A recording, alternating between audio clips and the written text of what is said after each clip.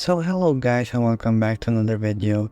Today I'll be teaching you how to fix your TikTok shop if it can't deliver to your region.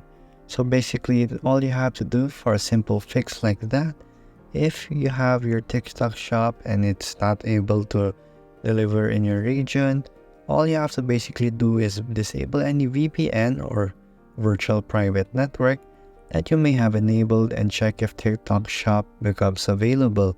Because of these certain things, the VPN can sometimes interfere with TikTok's functionality and including access to this feature.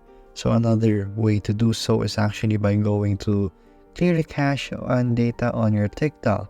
So for Android users, just go to your settings, apps, TikTok, storage, the clear cache and data.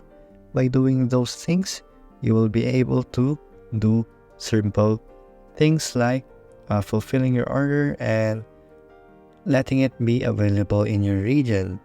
And if it's not really available in your region, you might want to research in the TikTok support group or in their support website if it's really available in your region. If it's not, unfortunately, it's not really for you, and TikTok shop is not really available in your region.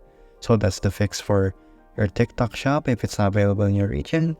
If you like this video, thank you for watching and see you again next time.